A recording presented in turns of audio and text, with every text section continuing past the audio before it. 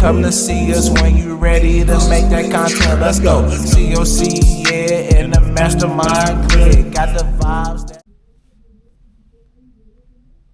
Central Ohio creators, we are back with another episode. Today we got a special guest, a legend in the city. We got Richie Smith, aka Mr. 365. Richie, how you doing? I'm doing all right, my brother. How you doing? I'm doing good. I appreciate you being here. No, I appreciate you for having me, man. No doubt. The first question I got for you is, you've built a career spanning over 25 years in entertainment. What originally made you want to get into this industry? Oh, that's a good question. My dad was a DJ um, my whole life.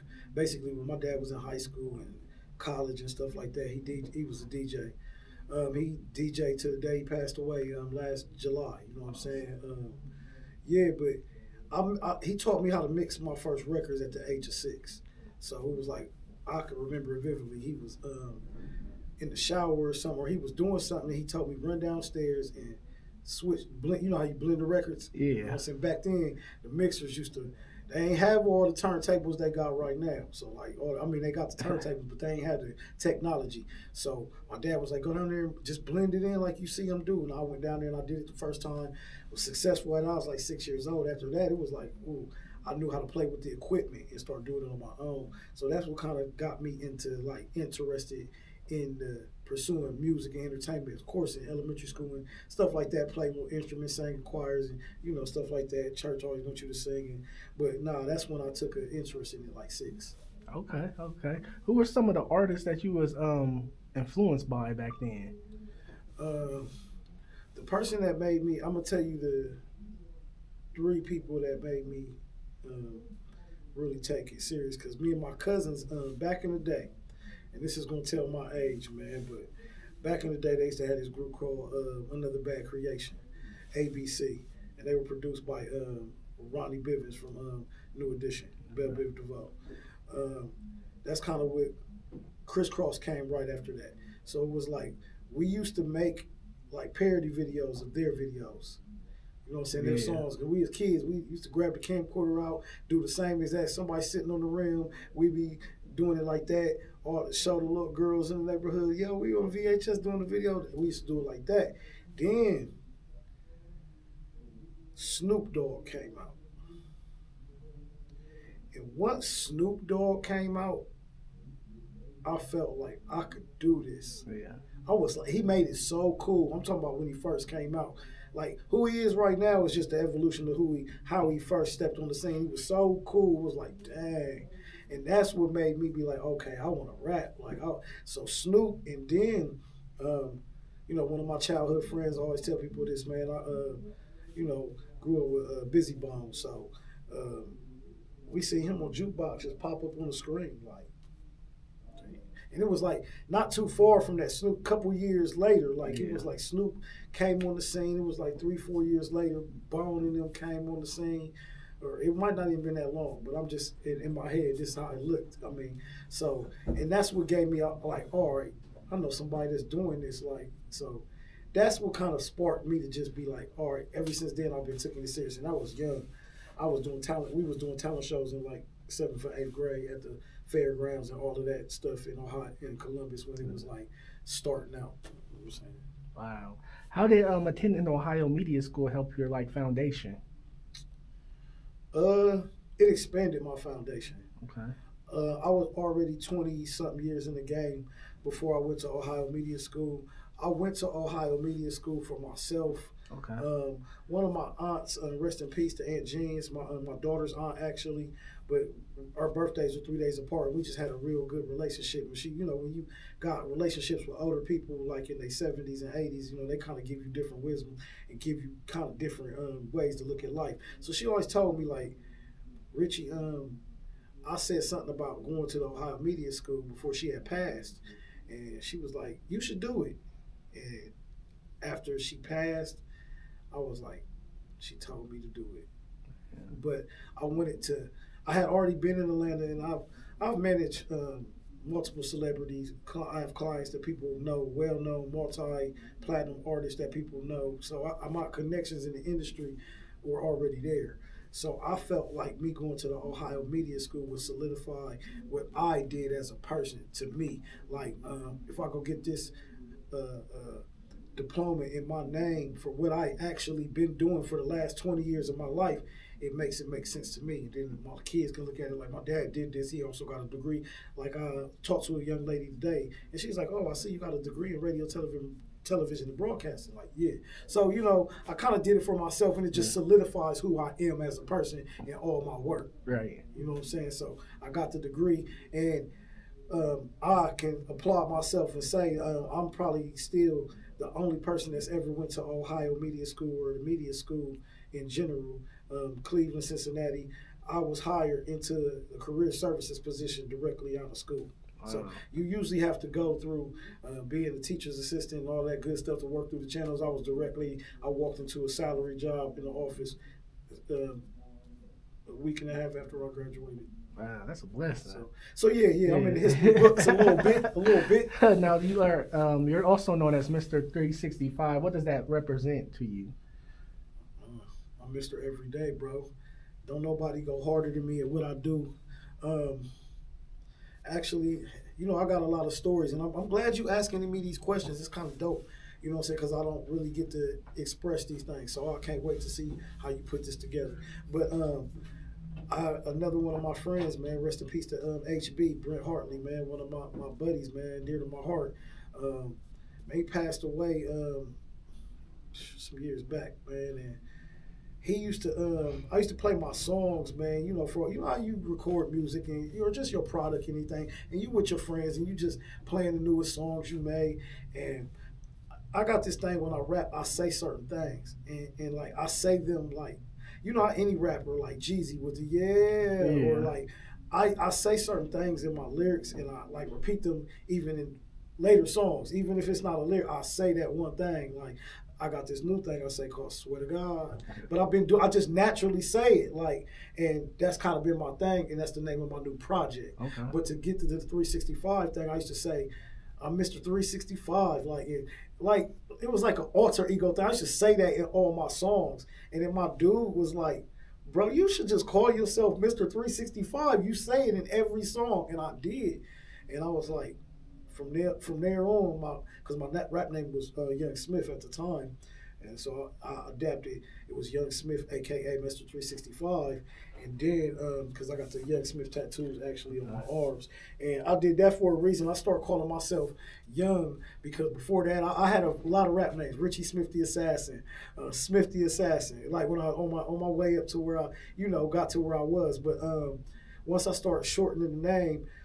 Jay-Z, I used to make this joke back in the day, and now that my son is old enough, they kind of joke on us, but Jay-Z used to call himself Young, and I used to be like, bro, if he's, I used to be like Young and all the songs, Young Hov and all that. I'm like, bro, if he's young, then I'm young. Right. You feel me? So I kind of took the Young off to put it on my alter ego because of Jay-Z. That was my inspiration. My why I got it. Like I know there's a lot of Youngs and Littles and all that good stuff, but that's where I got it from. Like Jay-Z keep calling himself Young, and I was kind of younger in my 20s at the time. Young Smith, took the Richie off my name, added the Young. Then once I felt like I'm getting older, I'm like, I can't be young forever. Right. He's like, man, call yourself Mr. 365. So then it just, the Mr. 365 just stuck as far as I'm still Young Smith, but everybody knows me. Like, people know me as Young Smith, but like, if you know me entertainment wise on big platforms, you probably know Mr. 365. Okay. So as the CEO of We Promo USA Entertainment Group, what made you start that brand, and how do you market and develop artists? Ooh, that's dope. I actually started We Promo USA around 2013 in Atlanta. I was living in Atlanta. Now my previous company that I still own, but I don't really, I market it under one umbrella now. So my first company that I licensed was Young Smith Entertainment, YSE. I did that, I think, the year my son was born. So like 2005, 2007, one of those years. But YSE was, Gucci Mane should say this thing back in the day called Sign Yourself Records. And I signed myself and all that good, the independent. Yeah. Every kind of what everybody on now, but back in the day, You know what I'm saying? Everybody was on that sign yourself, be independent thing. And I was already kind of moving in that direction just from being attached to certain entities, and me and Busy ended up linking back up later on in life. We ended up having the same manager at one point in time, so we was doing a lot of shows. We did some shows together, did some things like that. But I was learning the business always. Busy told me something. He used to just give me hints throughout my career. He used to say certain things, and everybody that been around Busy, and it's crazy because he always come up in my interviews, but it's this is how I learned the business. He used to say certain things like, man, don't trust this person, or always own your stuff, or be independent, or make sure you own this, and don't. He specifically said don't sign the record contract. That's what had me, I think, that's what got me in a position where I am, where I'm more independent, because I think I would have signed a record contract if I wouldn't have heard those words probably in my life. I'd probably been in a messed up deal like the rest of these cats. But Busy said, don't sign the deal, and he explained the reasons why. And then I've been independent ever since then. I always hired my management, outsourced. Like, hey, I need you to be my management, or I always ran the business. It taught me to run the business. So I started to work marketing and promotion through the manager that me and Busy had. We were doing, I don't know if you're too young to admit, but they had HBO. That sounds ancient, but HBO used to have this thing they used to do called the Smack Battles. They used to go on there, and it was like way before the Smack URL. It was the Blaze, all that good stuff. But two MCs would go up there, and we was promoting for that, and Derek Jeter had something in that, and we were promoting for them at the time. So I was learning the business of marketing early. I was like 19, 20 then.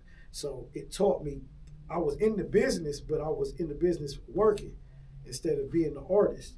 So I learned how to do the marketing.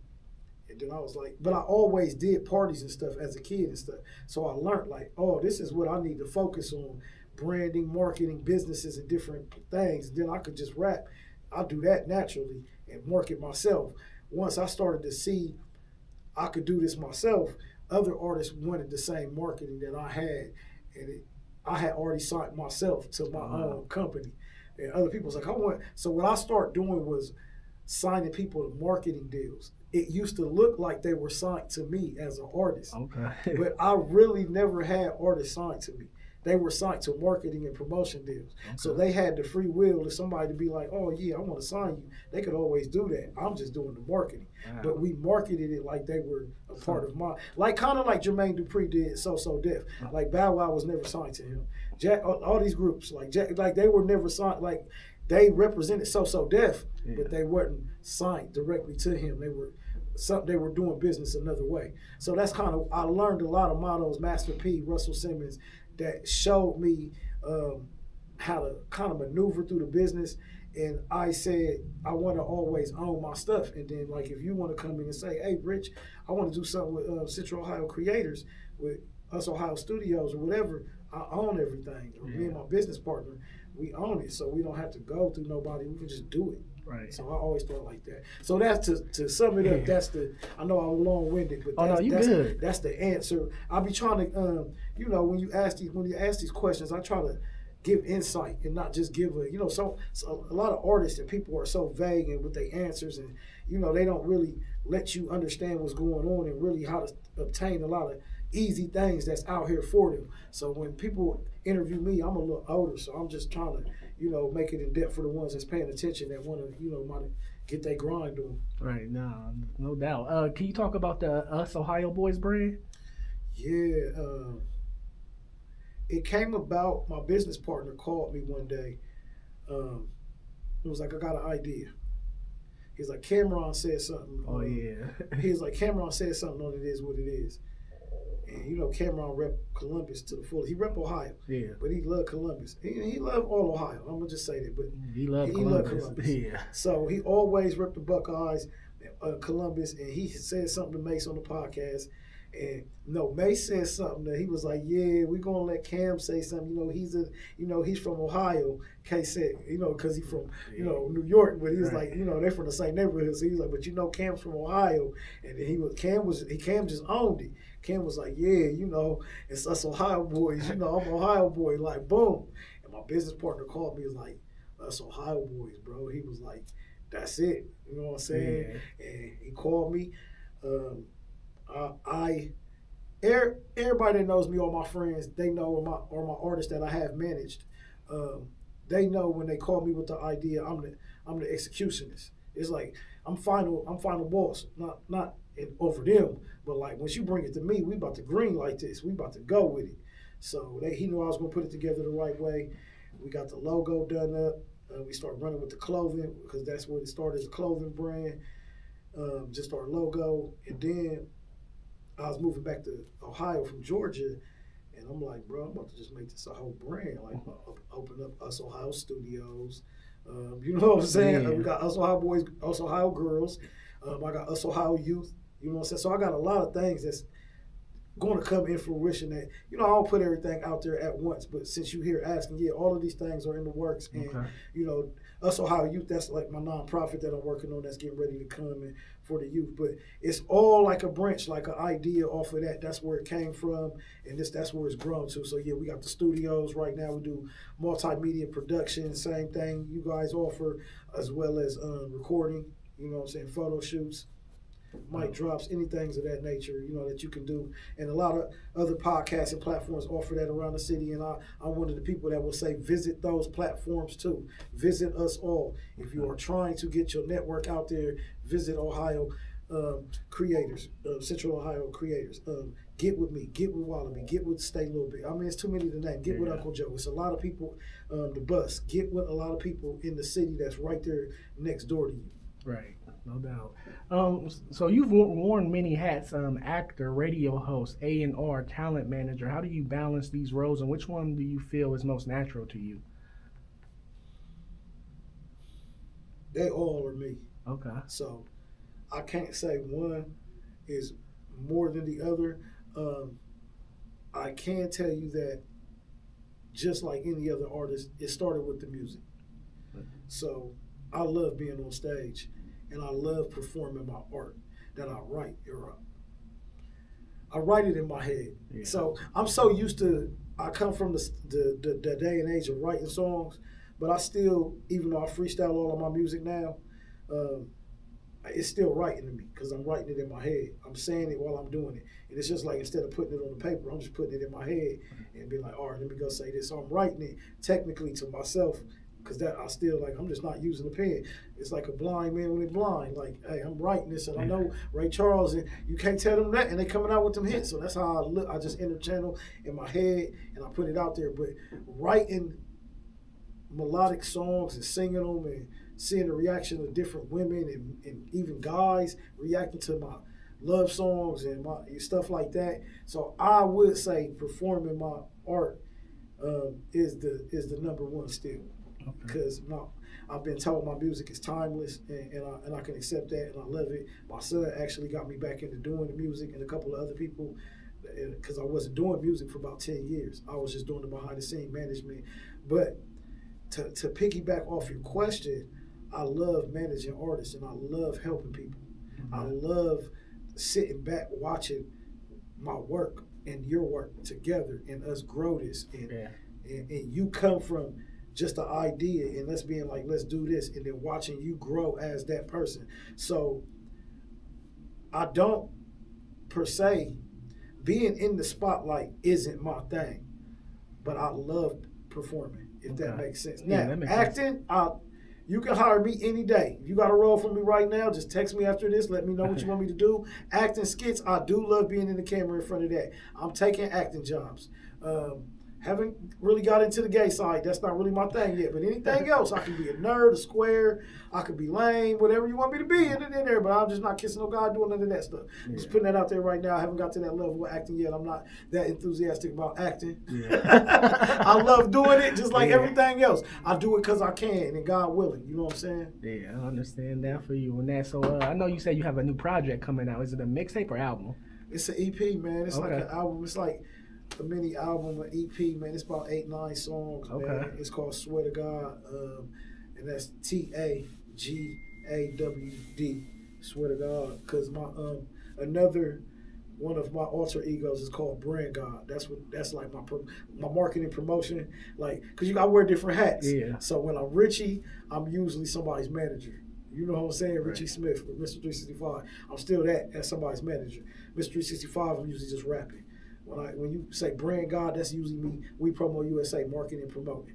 So you got to kind of know how to channel who you get.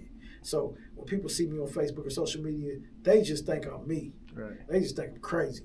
Like literally, I know this. But once you know who you are and with the message you trying to project, a lot of that stuff don't bother you. You like, people are gonna think what they think. I type so much. I type my song lyrics on there, and I'm like, I know they about to think I'm just crazy. It's literally just a song lyric, or somebody else's song lyric. You know what I'm saying? And they think it's like, what is he going through? But I get it, and it's all entertainment. Right. So yeah, man, I just kind of go with the flow of things when it comes to that. Is there any features on the album? Yeah, I do have features. I have my business partner, Sauce the God, is on the album. I have my brother, my best friend, Affiliated One, is on the album. I have my cameraman. I don't want to call him a cameraman, but he is a cameraman. He one of the dopest cameramans in the city. Shout out Hell of a Shot. Shout out Hollywood. He's on the album. And actually, he on my next single. Like, I got 3 singles that's ready right now. Like, but this one right here, I feel like it's one of those ones. Okay. It's called Diamond Rings, ladies and gentlemen. So when you hear it and you see the visual and the promo for it, just know it's one of those ones. Like, ooh. And it's melodic, it's real, you know, I'm giving it to you. Who else I got? I got Wallaby on the album. Shout out Cuckoo Kane. I got Cuckoo Kane on the album. My sis, B-Rab, on the album. That's it. Okay. Yeah. I ain't do too much. I got a couple of my brothers, but I'm gonna probably just put out singles with them. Okay. And not put that. That's gonna end up on the the deluxe. Okay. So when I do the deluxe, I got Young Wise and I got Flex God coming on the deluxe. I'm giving y'all spilling the beans ahead of time. You got the exclusive, bro. No, we appreciate it. A lot of people don't. I don't get a lot of these interviews, and I hate just coming on my posts and saying this stuff. Yeah. So I'm trying to say everything to give you enough content to clip up to where you got enough. Like, but yeah, Flex God and Wise will be on the deluxe album. No, we appreciate that. Can you talk about your experience with working with and representing Jizzle Man from them Franchise Boys? Oh yeah, funny. I've known Jizzle and I've known the Franchise Boys since 2005, since the year my son was born. I actually met him opening up for him. And back in the day when we used to open up for, like, I had management. I was lucky enough to be connected with people in the business my whole career that were movers and shakers. So I never had. I've been privileged in this business. Let me just say that. So I've always been around. Like I said, Busy Bone, I've known him. So I've always just been around. You know what I'm saying? Yeah. So I was learning the whole time I've been around. But once, shout out my brother Alfonso Grant, Fonz, only one Fonz on Instagram. But that was like my first manager. He was actually the first person to put me back in front of Busy after Busy had already blew up. And Fonz was managing me. He's like, Busy coming to the club tonight. I put you in front of Busy. I want you to rap. And Busy was like, bro, you rapping? And I did all of that. Fast forward, I had another guy I worked with, Eddie B. Shout out Eddie B, bro. I always want to give you your love, man. Eddie B still out here making things happen. Yeah, he is. Shout out Eddie B. Yeah, man. Shout out Eddie B. He's a part of my career. So, and like I said, these people, this is how I got to where I'm at. Shout out Rod Harper too, man. I'm not gonna forget you, Rod. That's family too. I'm not gonna forget you, Rod. So Rod was actually the person who introduced us to Karen Curry. Karen Curry was who managed Busy Bone at the time and myself. So. That I know. So if you see how it's like, I'm tying the puzzle. Rod introduced us to Karen. I started working for Karen. Karen managed us, Busy at the same time. Fast forward, but after that, all of that, I started working with Eddie B, me and my cousin. We opened up for Jeezy.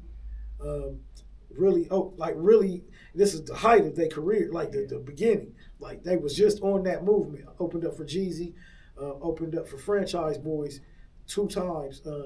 So we were in like a couple different states with them. Cincinnati is when I really got to connect with them. My business partner today, sauce to God. Funny story. When we were opening up for the Franchise Boys in Cincinnati, me and my cousin came in the building. The Franchise Boys came in VIP.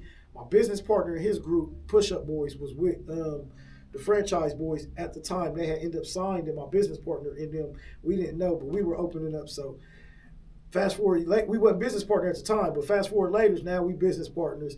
We both know Jizzle. We know Jizzle, Parlay Pimpin' and Jizzle and Buddy. Rest in peace to Buddy. We know all of them since 2004, 2005. Fast forward, I moved to Atlanta. I was doing the podcasting, the media, the radio stuff. I had a radio show in Atlanta, podcast in Atlanta. This way before the pandemic. So I've been doing the media thing, behind the scenes thing.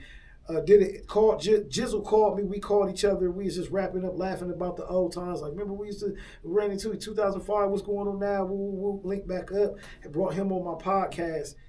He was like, bro, I want you to be my manager, because I had been managing artists, Flex God, a lot of artists at the time. For independent artists that I build artists up. If you already who you are, when I come into your life, we just gonna turn it up even more. So Jizzle was like, I want you to be my manager. We worked that out. Went on runs, did a few tours, brought him back out to the public, and did that. I still work with Parlay. Shout out Pimpin'. Parlay, my brother Parlay called me all the time on a random Tuesday and just chop it up. Parlay was about to go on the BT Awards and called me about some random ass shit. So shout out Parlay, shout out Jizzle, man, shout out Pimpin'. They're my brothers, man. Shout out to them guys. That's what's up. What lessons did you learn when you moved from Atlanta to back to Columbus? Was there any lessons that you learned in Atlanta that you continued and brought back here in Columbus? Yeah, everything. I brought everything back from Atlanta. One thing Atlanta taught me though was what I'm doing now in Columbus. I was already doing it then, but I see a lot of people from a lot of different states, not just Columbus, but everybody was like, I'm about to move to LA, or I'm about to move to New York, or I'm about to move to St. Louis, I'm about to go to Texas and do this, or I'm about to go to Atlanta, I'm about to go to this place to do that. What you have to understand is you have to already be who you are wherever you go. You can create new, yes, you can do that, but you have to first believe in self. Just like I made a post before I even came here, you got to accept yourself first. Right. If you can be comfortable within your own skin, then it'll take you that way everywhere. So when I moved to Atlanta, I was already me. My network in Atlanta, I was a rapper for 20 years before I even started doing media. And I took a break. My DJ died, rest in peace, King 7. My DJ died, and it took me out of music. I didn't have the urge to do it no more. I was getting older, and I felt like that was just the reason. Me and him traveled everywhere, doing shows everywhere, major shows. When I come on stage, I didn't even know what songs I'm performing. He whatever he playing, that's what I'm rapping. So that took me out of music, brought me back to it now. And when I was in Atlanta, though, I was always still me. I was still Mr. 3. Everybody know me. I'm Mr. 365. Right. But now I'm doing business. I'm an artist manager. So it just they was respecting. Everywhere I go around the world, they respect my work.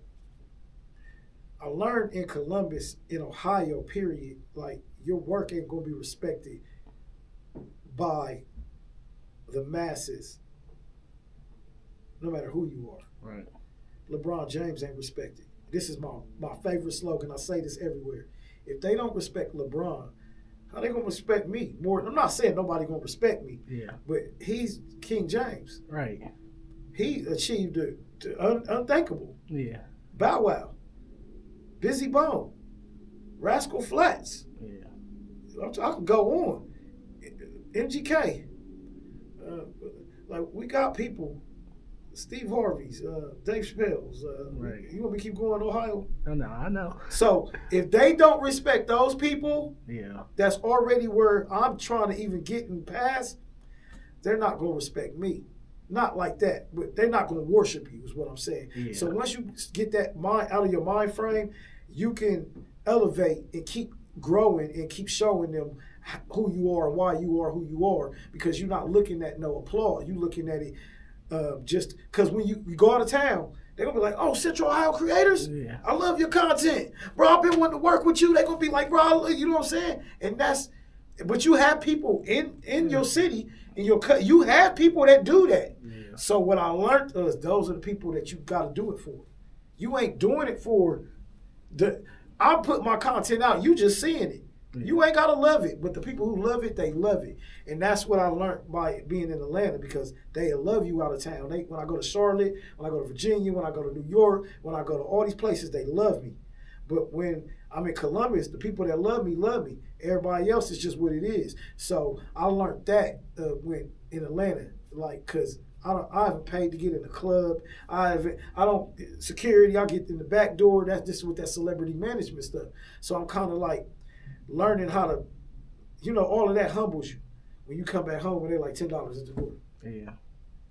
Right. I mean, fuck who you is. Yeah. Probably movies are like before all this abundance of everybody being on Tubi. I was on Tubi when it was hard to get on there. Oh. In the pandemic. Yeah. Movie dropped. I was in the pandemic. So I'm not saying that I'm better than nobody else. I'm just saying I've worked hard enough where I've learned. These are lessons that I've learned. Be humble always. You're right. Be humble. That's what I learned because it'll take you further. It'll sit me down with people like you that just inquire and want to know these questions. And the people that's coming up that don't have, how people can look up to you or be inspired by you, but they won't tell you or they won't ask you for your advice because of ego and things like that. A lot of people look up to me. A lot of people are motivated by me. I have at least 30 people a week in my inbox telling me this. So all the ones that's copying what I do or just taking notes or certain things that I do, I know you doing it because I'm watching you do it Right. in front of my eyes. Nobody was doing what I was doing, certain things, when I brought back to the city from living in Atlanta for 8 years in a row. The way they was doing their shows, the way I was bringing back, putting vendors, I brought back putting vendors in the live shows. Not like the concerts, because if you go to a major concert, there's always vendors. But I brought that back to a local level on a consistent level. Not saying that nobody's doing that. I'm saying when I came back to Columbus, nobody was doing it. After I came back to Columbus, everybody's doing it. I was podcasting in Atlanta way before anybody had podcasting radio shows. I still continued to podcast when I came back when nobody was podcasting.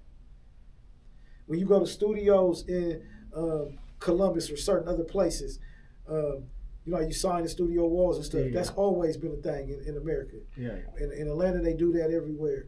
I said, I'm doing everything they doing in Atlanta when I come back home. Now, everybody's doing it. Yeah. I'm not saying I started it. I brought it back to the fruition. I was the first person doing it on camera in Columbus consistently. When you come to my studio, you come to my podcast, you sign the wall. Now you go sign everybody's wall. Right. Imagine that. Yeah. I didn't say I created it.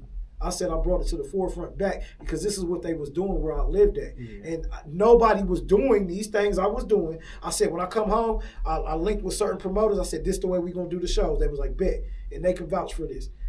You can go back and watch all my content for all the years. Everything I'm saying, you can, yep, you're right. You got receipts. So I'm not saying I was the creator. I'm saying I was inspired by these guys. I asked Off the Porch, Dirty Glove Bastard, Tampa Mystic, Parlay, everybody's podcast that I went on and that I dealt with in Atlanta on a regular basis. All these people were on my phone. I told them when I came back to Columbus that I was going to start because I was doing this there. Yeah. I was like, I'm about to go back home and do this. And everybody was like, do it. So this is like my second year just consistently at home doing it. But it's a lot of work, as you know. Yeah. It's a lot of headache, hard work, dedication that you got to put into this so it don't happen overnight. Actually, this is like my biggest year. This is not my biggest year. I've had hundreds of people but now it's growing to where like I'm booked, my calendar is like crazy every day. So it's like, it's 2 years in it, the consistency of the way it goes. Because before it was, hit how you do it. But now it's like I can book. I'm slowing down now because I want to still put out quality content. Right.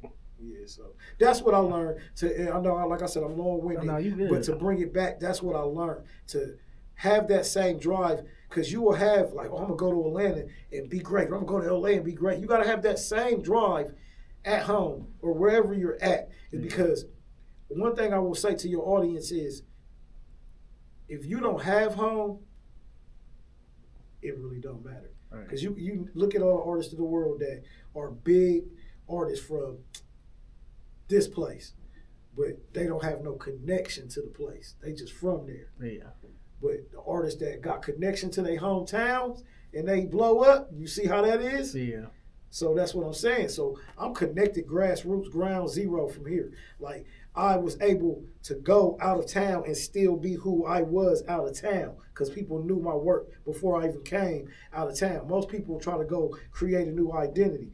Oh, I was Mr. 365 Young Smith, nigga, in Columbus. I was Mr. 365 even bigger in Atlanta. Right. That's what made me be able to do that. So that's all I brought back, man. Stay true to yourself. Believe in you first, man. If you have a idea, a goal, listen to your gut instinct. If somebody is telling you no, they don't believe in you, don't even worry about that. They just hate it. If somebody's genuinely giving you criticism on why they think your idea or goal might not work, that's different. But if somebody just hating off the bat, like, oh, I don't like that, you want to do a podcast, that's hate.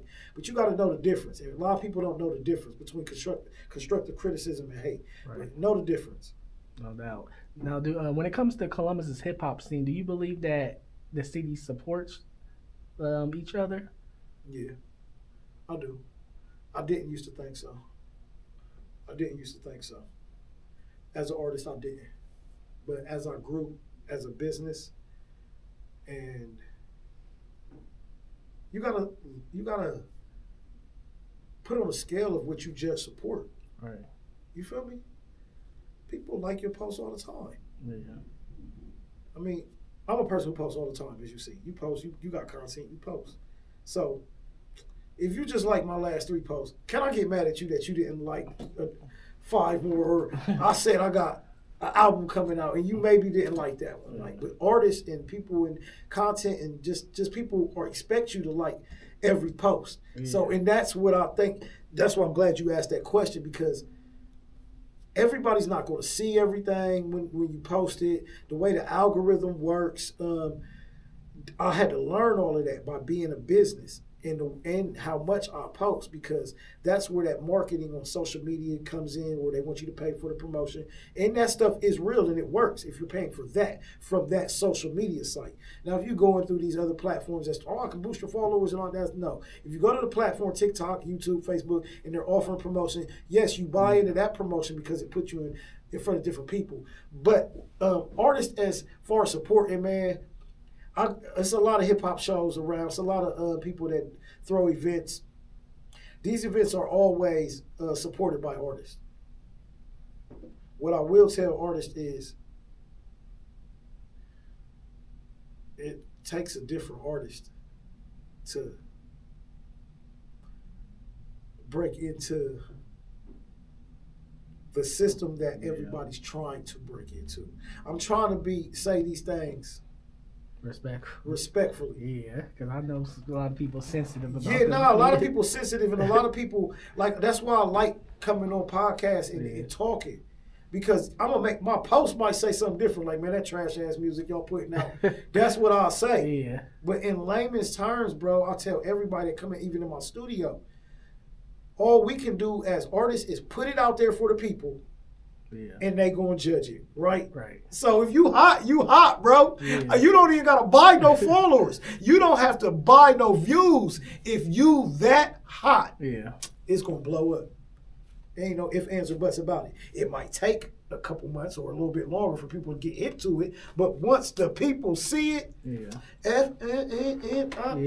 free, it's easy if you that hot. Right. Now, do you see what I'm saying? Now, I'm not saying artists don't make good music. Yeah. It's different levels between making good music and trying to be Drake and Future and Youngboy and Wayne and all of these other artists that people inspire to be, but they're not making the music that these guys make. Right. So, yes, there's good music and good talent out there, but are you making the same music that Kendrick makes? It might be hot, but are you? Listen to Kendrick, and then I tell all artists this. Some artists are just arrogant, so they do this. But if you don't jump in the car and you is who you riding to, and I ain't saying you who you ride because you delusional. Yeah. I'm not saying. Because some people just get in the car and play their shit. I'm not saying that, bro. And niggas in your passenger seat, like, bro, can we play motherfucking Drake? Can we play 21 Savage? Can we play anybody else but you? Yeah. I'm talking about you really ride to your shit and it's like that. That's your answer to your support. That's the answer to support. Right. People gonna support what's supposed to be supported. Right. And I'm not saying you don't have a message in your music and it's not good, but music is mood music. It's for moods. Yeah. And vibes. So what the fuck kind of vibe are you creating is what I'm saying. Yeah. That's why I ask artists, what the hell are you saying on this?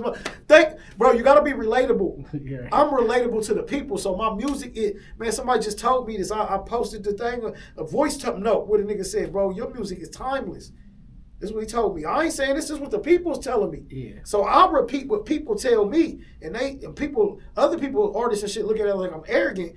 I'm telling you what motherfuckers in my inbox saying. Now, if I want to expose every conversation, I'll be feeling like that's reaching. Because when you know who you are, you ain't got to do that. Right. So I know my music is better than 90%. That's a big number. Yeah. 90's a big number. My music better than 90% of artists that's putting out music. And I'm older. My future is better than 98% of niggas. And I'm in the 90 percentile. I'm telling you I am. Because I write songs. I'm a songwriter. I'm just not a performer. I write these songs for other people too. So that's the difference. Like when you step into different realms of, like, I write songs for women here. I need you to do this. And they be doing, like, so it's not, I know my shit good. Yeah. So, and that's what I'm saying. That's how you judge your support. And I'm not saying that I'm the biggest nigga. And let me be humbly speaking when I say this. Because people like, if you act like, because I wrote some records, like, but anyway, I'm not saying that I'm just the best nigga in the world. I'm good at what I do. I know how to market it too. And I have a business behind it. Right. So it's a lot of kids and a lot of people that's upcoming that are great. And they could be what I'm talking about, Drakes and Futures and stuff, but they lacking some things. Yeah. Management, business. So if you all music and no business, then you can't get to that 90% that I'm at. Yeah. That's what I'm saying. All of this equals into this 90%. You don't just get the 90% off talent and music. Yeah. You gotta get to this 90% off hustling. So that's what I'm saying when I want to take that. But I'll write better songs than him. You probably do, buddy. You might. You might not. But I'm just saying for shits and giggles, you might. Right. But do you know how to do this, and that? Or do you want to learn how to do this, and that? Because a lot of niggas think they know it all. So, like I said, man, it's just that when it comes to that. Is there any artists in the city that you haven't worked with that you want to work with? Yeah, man, I want to work with all the dudes. I just made a post the other day that, and this is my little homeboy, like damn near nephew, Dice Gang. Me and Dice got business and do, like, it's a lot of people, like I said, I took a break from music. Yeah. So when a lot of, like Dyson, it was coming the last 10 years, he been building this whole lane. I ain't been doing no music. So now that I'm back doing music, I kind of want to do music with a couple guys that I do know that I respect musically and just they craft and they talent. All the, like, young boys. Like, I'm not in no rush to do music with them.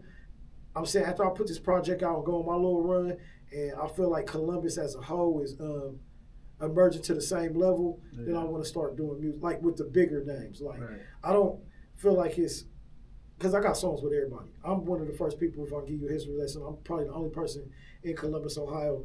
I got male and female remix to my song Fuck Young, and I got 22 artists on it. There's not no artist in this city that got 22 artists, male and female, on one song. Yeah. It's still it's not. I got two of them. I got another song called Local Rapper Facts where I put, that's like 15 people on there.